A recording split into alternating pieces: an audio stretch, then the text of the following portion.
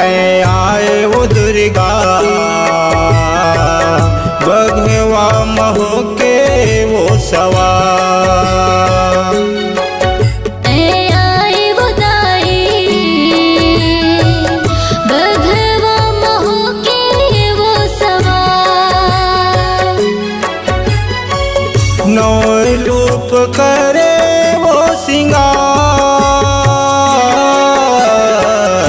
नौ रूप करे वो सिंगार। नौ रूप करे वो सिंगार, नौ रूप करे वो सिंगार। तय आए वो दुर्गा बघवा महो के वो सवार। तय आए वो दाई बघवा महो के वो सवार।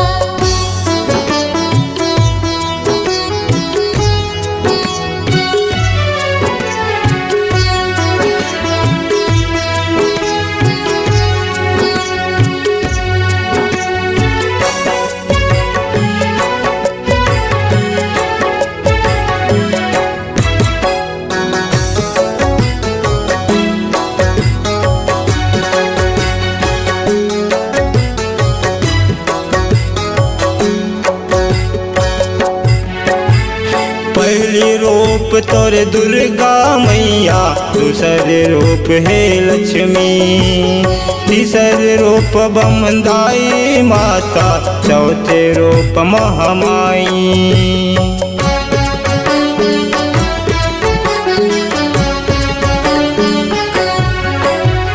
पांचवा रूप संतोषी माता, छठवा रूप बंजारी, सातवा रूप सरस्वती माता, आठवा रूप विंध्यवासिनी।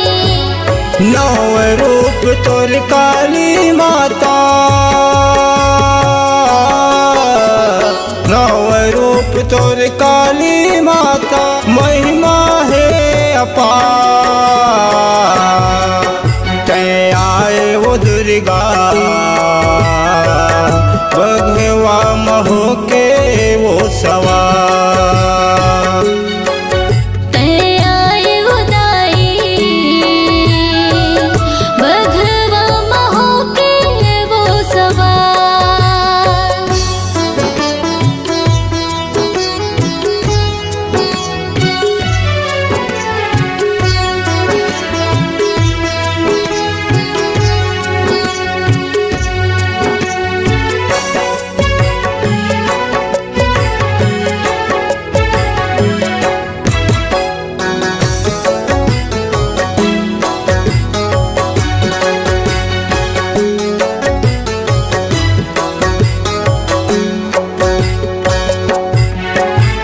लाली हवै तोर चूड़ी मैया, लाली हवै तोर साड़ी, अपन चरण के धूल बना ले आयो तोर दुआरी।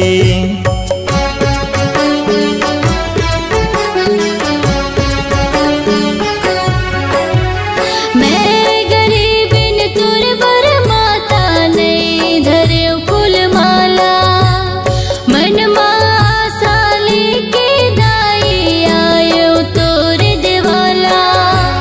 राम फल खड़े तोर दुआरी, राम फल खड़े तोर दुआरी, करा तोर गुहार।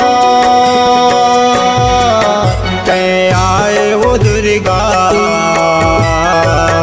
बघवा महो के वो सवार।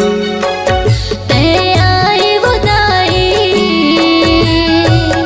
बघवा महो के वो सवार। नौ रूप करे वो सिंगार, नौ रूप करे वो सिंगार। नौ रूप करे वो सिंगार,